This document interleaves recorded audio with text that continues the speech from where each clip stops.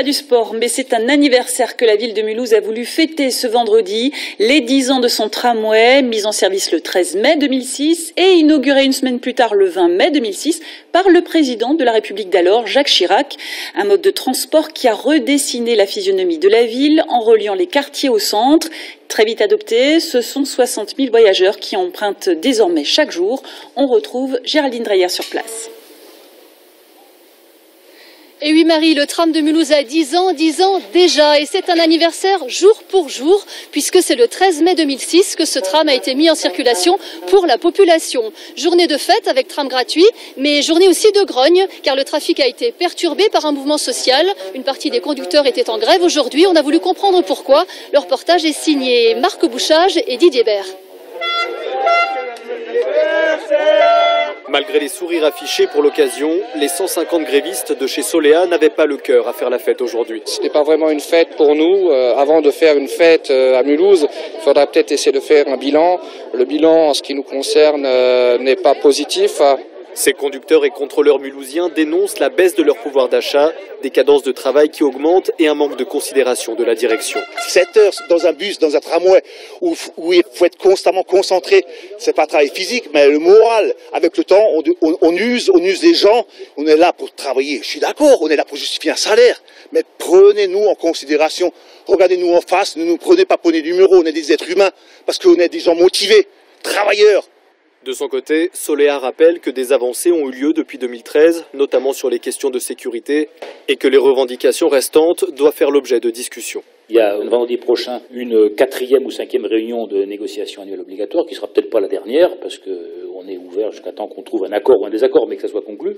Donc je les invite, plutôt qu'à gâcher la fête, pour reprendre le propos du départ, en perturbant un petit peu la fête en ville, à rejoindre la table des négociations, et on pourra voir si les quelques revendications qu'ils ont peuvent être intégrées dans ces négociations. La grève s'achève ce soir, mais si les discussions n'aboutissent pas, d'autres syndicats envisagent de rejoindre le mouvement. Avec ce mouvement social, il a fallu s'armer un petit peu de patience. Il y avait 2 fois moins de trams sur le réseau qu'un vendredi ordinaire. Mais la fête a bien eu lieu avec une quinzaine de compagnies de théâtre vivant réparties du nord au sud et d'est en ouest sur le réseau. Il a fallu les rencontrer au petit bonheur la chance. C'est ce qu'ont fait Nadine Lee et Vincent Lemiel. Et moi, je vais monter dans ce tram-là. Tu me suis, Eric ?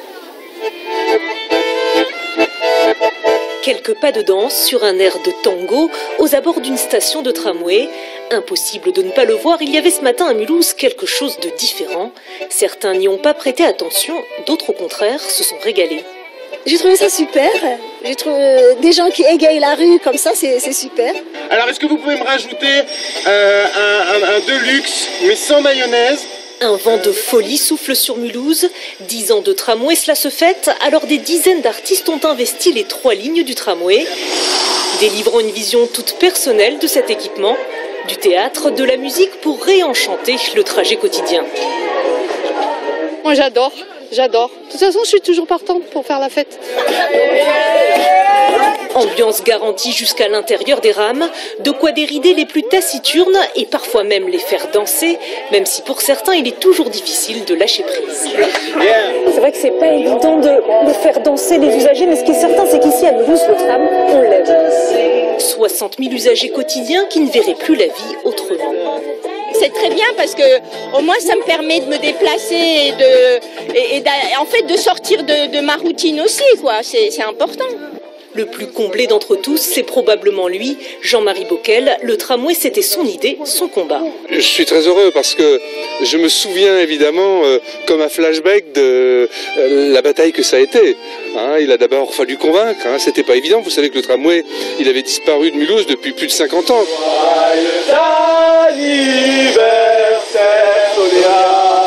L'histoire du tramway n'est pas terminée, d'autres extensions de lignes sont prévues. Il y aura encore bien des bougies à souffler.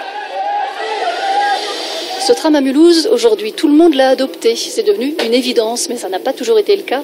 2002-2006, ça a été la période des chantiers, des travaux, des difficultés. On s'est replongé dans les archives de France 3 Alsace, on a gardé les meilleurs moments et regardez, ça commence évidemment par des embouteillages.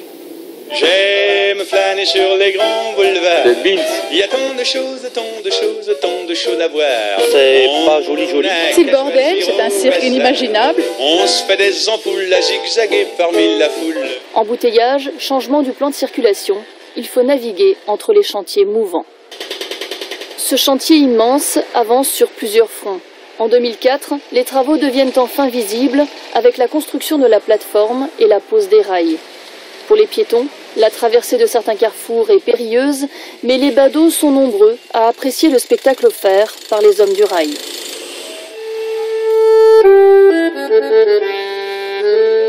À l'autre bout de la France, du côté de l'océan, la toute première rame est sortie des ateliers d'Alstom.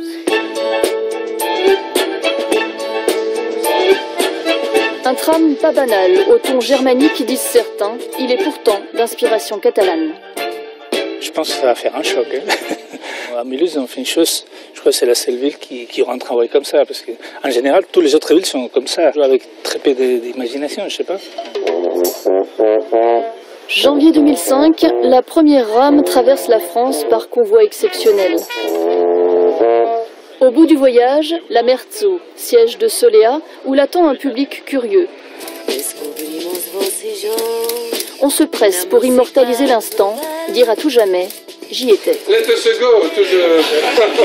Il faut désormais que les Mulhousiens commencent à adopter leur tram, et visiblement, ça marche. Quand on voit les travaux dans les rues, on se dit au moins ça vaut le coup d'attendre, quoi. Je trouve que les couleurs s'assortissent bien, hein. Le jaune et le gris, c'est même fin. Ça donne une nouvelle couleur à Mulhouse, je pense. Je connais celui-là de Strasbourg, il est beau aussi, hein. Et celui-là, encore plus beau. Depuis le temps qu'on attendait ça, des mois et des mois, on a vu construire, on a vu tout se faire, tout doucement, on attend, quoi. Enfin on le vit, quoi.